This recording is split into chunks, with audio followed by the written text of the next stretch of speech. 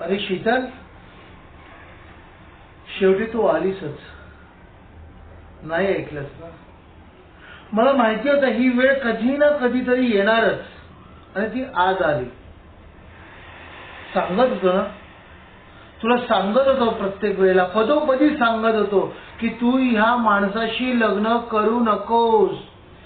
तुझी आणि त्याची जोडी शोभत नाही. तो खूप दारू पिणारा आहे, तापट आहे. पण काय ऐकलंस माझं? आमच्या दोन्ही भावंडांचं ऐकलंस तू? आणि आता आलीस ना सगळं सोडून, त्याला घर सोडून, आणि मुलाबरोबर आलीस तुझ्या लहान. का ग? काय ऐकलं नाहीस माझं तू? काय ऐकलं नाहीस तेव्हा? आता रडत आलीये माझ्या घरी. सांगत होतो नको नको, हा मुलगा बरोबर नाही तुझ्याकरता, नाहीये. सांगत होतो, ऐकलं नाही. म्हणे माझं प्रेम आहे त्याच्यावर, तो बदलेल, तो मला समजून घेईल. घेतलं समजून तुला. दारू प्यायचं आणि मारायचं, हेच त्याला दुसरं येतंय काय?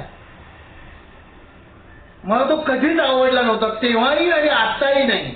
सगळं माहिती होतं तो नाही सुधारणार. आणि तू काय म्हणत होती, लग्नानंतर मला समजून घेईल, तो सुधरेल, दारू सोडेल. कुठे सोडली? इतकी वर्ष झाली, कुठे सोडली दारू? सांग. नाही सोडली ना. कशी हालत केली आहे बघ तुझी, कशी अवस्था झाली आहे तुझी. भगवंत नाही मला, भगवंत नाही मला तुझी अवस्था. आणि सारखे फोन करत होतीस, मला त्रास देतोय. काय करू मी? सांग, काय अपेक्षित होतं तुला? मी काय करावं? हताश झालो रे आम्ही.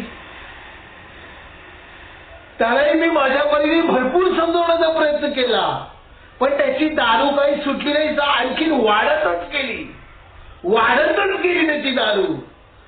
आणि तुझी अशी अवस्था झाली. आता इतका सगळा त्याचा मार खाल्लास, आणि आता कंटाळून.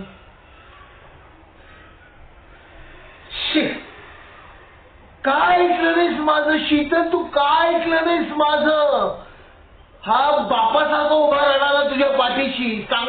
आणि माझी बायको आजारी असताना जाण्याच्या आधी सुद्धा हेच सांगितलं तिने की आता माझा शेवट जवळ आलाय, पण तुम्ही एक चांगलं पुण्य काम करा, तुमच्या बहिणीला परत आणा. तिला सगळी त्याची स्थिती माहिती होती.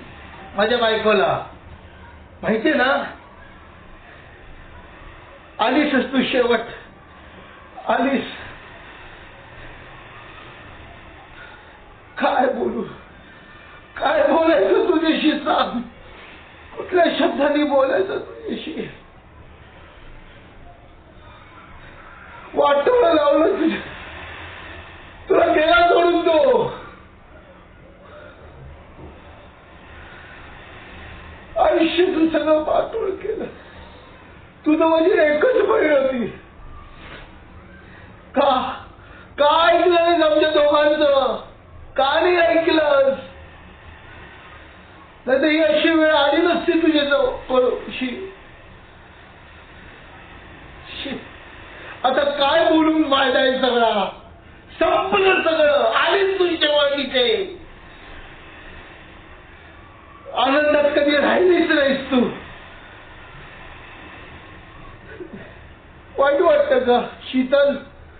वाईट वाटतं मला तुझं खूप. नाही ऐकलं. तू ऐकलं असतंस ना त्यावेळेस आज ही वेळ आली नसती तुझी.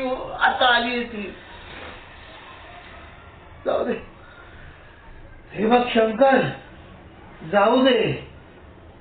आता ती आली आपल्या भावंडांकडे, तर जाऊ दे. आता ही इथेच राहील.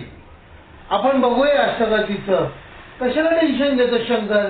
आपण आहोत ना, आपण दोघं भावंड आहोत ना तिला बघायला. हे बघ शीतल, तू आता कुठेही जायचं नाही. तू आमच्याकडे आलीयस, भावंडांकडे, 2 भावंडांकडे आलीयस. आम्ही तुझं काय ते बघून घेऊ. आता ह्या पुढे अजिबात रडायचं नाही, काहीच नाही. आता सतत हसत राहायचं. आम्ही तुला सांगितलं होतं, तू नाही ना ऐकलं. आता तू इतकी वर्ष दुःखी राहिली. आता तू आमच्याकडे आलीयस, ह्या घरात, आपल्या घरात आलेली आहेस, तर रडण्याचं काही काम नाहीये. समजलं शीतल? आणि जरी तो आला तुला शोधत शोधत आला, तुला काही केलं, तुला काही मारलं, तर आम्ही दोघं आहोत भावंड तुला बघायला. तू त्याची काळजी अजिबात करायची नाही. अजिबात करू नको तुझ्या नवऱ्याची काळजी. आम्ही आहोत समर्थ तुला सांभाळायला. आम्ही दोघं अजूनही जिवंत आहोत. पण तू आता नवऱ्याकडे जायचं नाही. स्पष्ट केलंय मी. अजिबात नाही जायचं.